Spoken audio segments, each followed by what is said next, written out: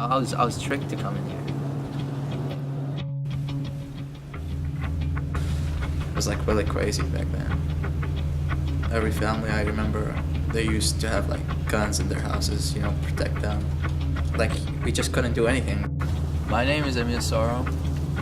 I go to Vista High School. I'm 17 years old, and my hometown is Iraq, Baghdad city, the capital. When I left, my dad told me you're going for a trip.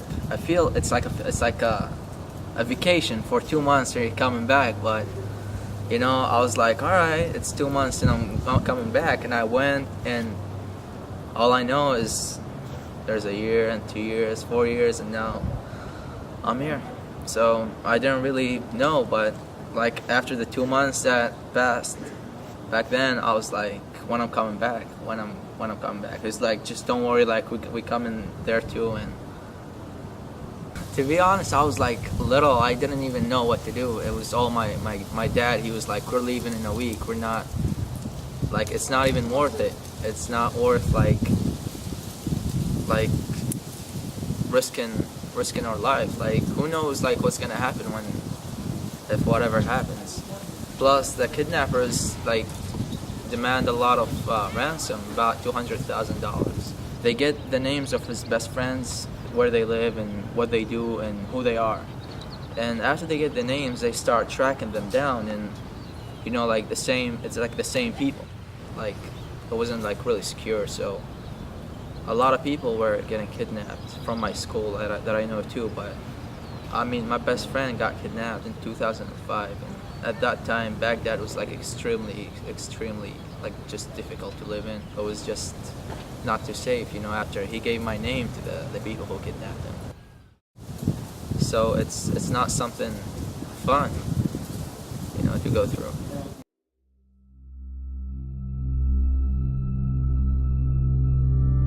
Another battlefield, a U.S. Army officer claimed on Wednesday that U.S. troops killed some 650 Iraqis in fightings near the central town of Najaf. A Pentagon official, however, reported that Iraqis killed in Najaf were between 150 and 300. I mean, when it first happened in 2003, like all of us were scared. For 2 months, like all you hear was like firecrackers, like just fireworks going on, like bombs and tanks. It was like when the war started. And after maybe like 3 months, 4 months, like we got used to it. You got used to the sound, and after a year, like all these started going down. Almost every single week, a bomb used just to go off in our street. It was like the entrance for one of the bases for the U.S. It was like the main road to it. It's like where like the tanks use like just to move and go to their base from there. Terrorists used to plant bombs like almost every single week there for like the incoming tanks and Humvees and stuff like that. And the bad thing was like our house, our apartment was like right on the street face. So every single time that the bomb goes off, was all the glasses, as you saw in the picture, fall. And it was pretty bad, but like lately, like after we got used to it, we started taping all the glasses like in access, so like when the sound hits it, it won't break. It would just move a little bit. And before this was like one of the scariest times. Like you might be just watching TV and the glass might fall on you, you know. So I had to be careful. I don't know, but you know, like I still miss it over there. But it's not worth going back if it's like risky and hard to live.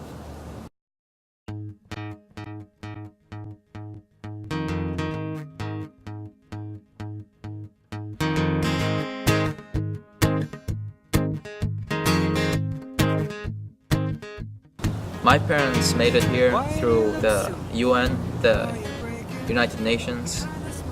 They gave them the visa and everything to come, and they just came to Vista because I don't know if you heard of Al Cajon, where like all the Chaldeans meet. It's all good. I'm Kim Campbellson, and I'm lucky enough to be Amel's senior English teacher here at Vista High School. One of the ways in which Amel and I first connected was that I knew when he came in that he was of the Chaldean community. And one reason I know that is my master's degree is in Catholic theology, and Chaldeans are Catholics. Not a lot of people, even many Catholics, aren't aware of the other Catholic churches that are in communion with the Catholic Church. Here in the United States, we think of the Roman Catholic Church. Our Pope is in Rome, and that tends to be the Catholic Church of Western Europe. But of the Eastern world, there are other Catholic churches in unity with the Catholic Church. So the Chaldeans are Catholics of the Eastern Rite. They are from the area that in the ancient times would have been called Mesopotamia, and now, of course, that area includes Iraq. Another reason I was able to connect with Amel is that, coincidentally, my husband is the head of the social services department that is responsible for refugee relocation or integration into the community, and one of the biggest communities of refugees in San Diego are the Chaldeans, those who have been displaced from Iraq. The reasons that the Chaldeans have been welcomed into the United States and relocated to the United States is because as Catholics, as Christians in Iraq, they were persecuted, they were in danger under certain regimes. They're definitely a minority in Iraq, and at various times in history, not a welcome minority. Many have been killed. And so the United States has relocated them into two major areas, Michigan and San Diego. So I was familiar on both levels. I've never really discussed this very much with Amel, but I bet that sometimes he might feel frustrated because the demographics of Vista High School in our English as a Second Language program, our ELD program, English Language Development Program, our demographics would put Amel in the class with all Spanish speakers who are learning English. He's in the class, learning English and to perfect his academic English, but all the other students are Hispanic, and all of the other students come from Spanish language background. Sometimes I bet that can be frustrating for him because, for example, things that have happened this year. I'll get something from the district that I'm supposed to send home to all of the parents of my students, and it's written in Spanish. And I'll feel like an idiot handing it to Amel. And so I kind of give it to him and then take it back, or we just kind of have that awkward smile between us, like, hey, I know you're here. I know that Spanish isn't your home language. Want this paper? And we kind of laugh a little bit about it, but we've never really talked about it. But I bet sometimes that can be frustrating. Well, at first when he told me that he was from Iraq, I don't know. He showed me his green card, and that's how I got to believe him. But at first I was kind of hesitant. But I heard his accent and I heard him speak Chaldean, so kind of just assumed from there. No, what did you? No, because there's certain features that you can tell, like the nose is flat. No offense, but you can tell. We just started about a week ago, and right now we have about 50 fans on Facebook. It's grown pretty good. Well, it's pretty cool. I we just like to see it grow and kind of progress through the time that we were in it. And I was kind of just posting pictures, every day, mostly every day, and we would just kind of get on Facebook and share and and try to advertise it a little bit, tell our friends about it, share it on our page, and just kind of spread the word a little bit.